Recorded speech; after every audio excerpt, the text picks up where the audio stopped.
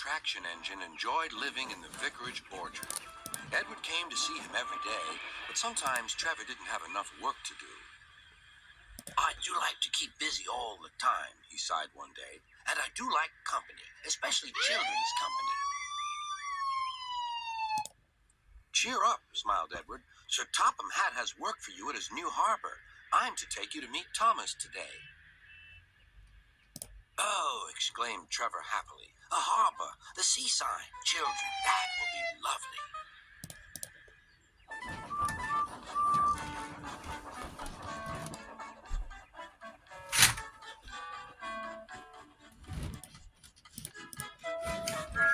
Thomas was on his way to the harbor with a trainload of metal pilings. They were needed to make the harbor wall firm and safe. Hello, Thomas, said Edward.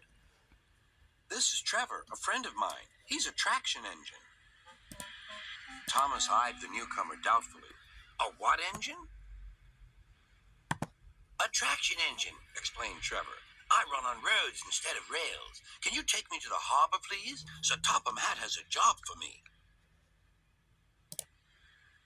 Yes, of course, replied Thomas, but he was still puzzled.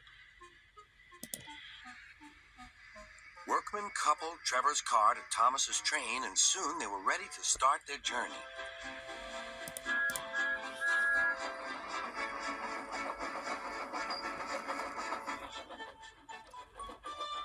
I'm glad Sir Topham Hatt needs me, called Trevor.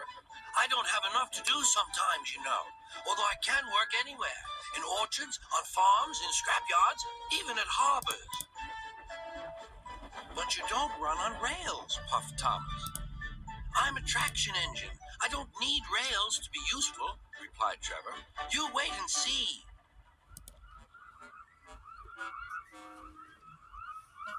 When they reached the harbor, they found everything in confusion. Cars had been derailed, blocking the line, and stone slabs lay everywhere.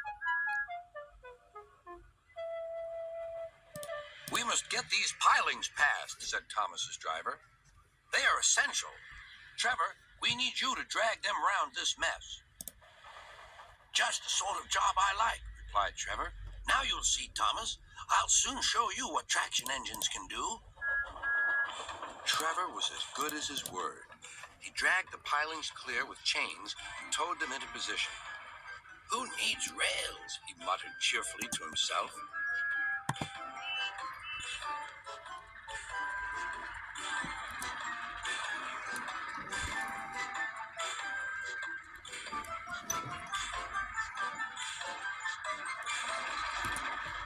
Later, Thomas brought Annie and Clarabelle to visit him. Thomas was most impressed. Now I understand how useful a traction engine can be. The coaches were full of children. Trevor gave them rides along the harbor. He liked this best of all.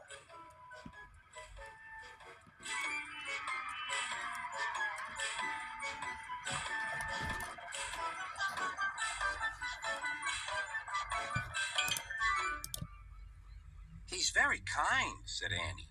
He reminds me of Thomas, added Clarabelle. Everyone was sorry when it was time for Trevor to go. Thomas pulled him to the junction. A small tear came into Trevor's eye. Thomas pretended not to see. He whistled gaily to make Trevor happy. I'll come and see you if I can, he promised. The vicar will look after you, and there's plenty of work for you now at the orchard, but we may need you again at the harbor someday. That would be wonderful, said Trevor. That evening, Trevor stood remembering his new friend Thomas, the harbor, and most of all, the children. Then he went happily to sleep in the shed at the bottom of the orchard.